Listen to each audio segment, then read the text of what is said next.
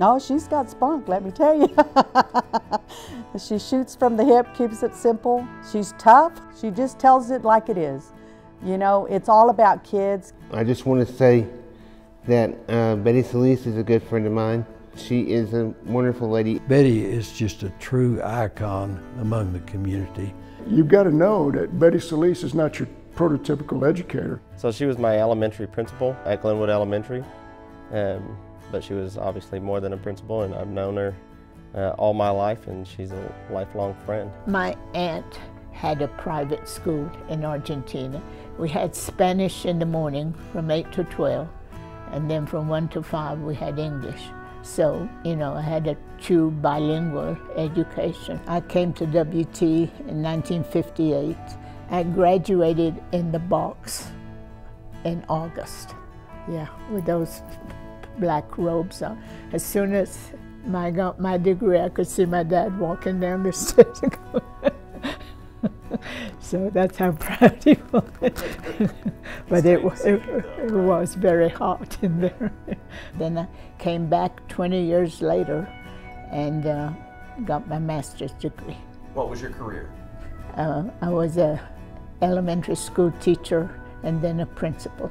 Always liked little children, so always wanted to be a teacher. So that's what I did.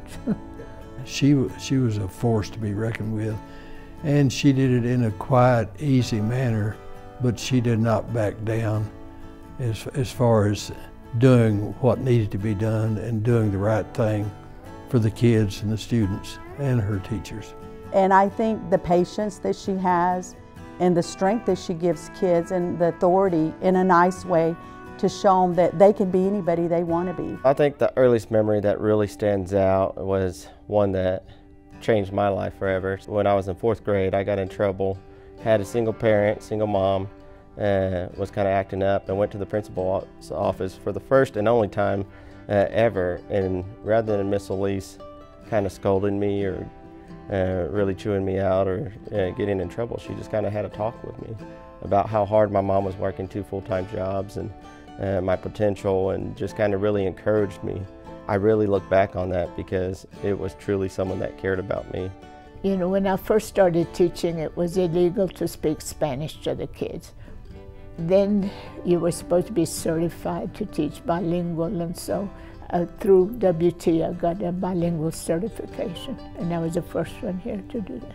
I think the biggest thing is she always tells not only me, but all the students that come from that area, there's no limitations just because your family didn't go to college or maybe they're immigrants or whatever it may be. There's no limitations to what you could do, what you could become, and the change you can make if you really focus and work hard. It just sounds like, you know, Pollyanna or someone talking, but everybody helped everybody else. And I mean, you had children like Josh who were just so smart, but then you had little children who were really struggling and had no background to, you know, fall back on, and it was very diverse that way. She just truly loves the students, and she loves seeing people from that neighborhood be successful. I received the Betty Solis scholarship to go to college, and she gave me another scholarship when I was even in law school. This is one of my favorite stories about Betty. I wasn't there, but one of her students was apparently struggling, and so Betty wanted to find out what was going on at home. So she and a couple of other teachers went to a home visit, and when they walked into the house, and there was a makeshift kind of impromptu altar to the Virgin Mother, and I suppose they, you know, when they went to her in times of trouble, and right beside it was a similar makeshift altar with Betty Solis's picture on it. So that's who Betty was in East Amarillo. I'm proud of all my kids from Glenwood, you know. We met Betty Solis back in the 70s when Jerry was attending WT, established a relationship through the basketball team, the basketball players, that she used to nurse, baby, feed, whatever.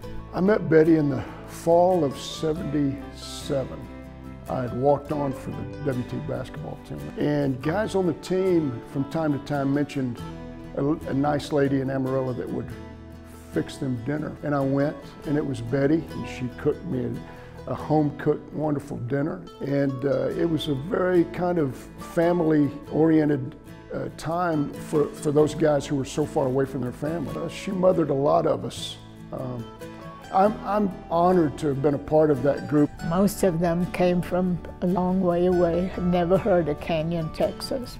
You know, we're homesick, and they were 17, 18-year-old kids. You know, they thought they were men, but they weren't. I learned later they picked who got to come to our house, and they were told, you eat everything she gives you, whether you like it or not. Her husband would work extra days to feed some of those basketball players. The support that Betty gave to those basketball players at the time was just invaluable. Usually basketball comes up because, you know, Maurice Cheek's name comes up. He was one of our regulars. They could come to my house and cry if they had to, and it was okay, you know.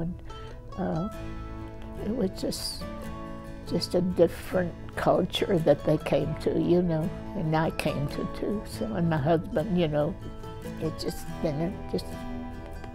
been our privilege to know them and to love them. Then when I started working on my master's, instead of getting a babysitter, I'd bring them to Terrell Hall. And someone said to me, do you know what goes on in Terrell Hall? Well, I can imagine, but I know my boys are safe there. Nobody's given more of a heart to kids at WT. She is the mama of WT, whether they know it or not. She's always full of knowledge, and I think that we need to harness all that knowledge she has and put it in a book or something. And I think it's just amazing how this has come to fruition many, many years later. And I know if anybody has seen it, WT has seen it. I think many years from now, we'll still be talking about Betty Solis. She impacted not only my life, but so many other students and so many other families' lives. It's not just about Glenwood Elementary, it's about the community she reached and just trying to help young students see the pathway to a better life. She was the right person for the job, and it was not a job to her. She's an angel for the area. This honor that Betty is receiving is so well deserved. My middle son was here, and we were going to my coffee group, and the telephone rang, and I said, oh, I'm not going to answer it because if it's not 8:06, I don't answer it.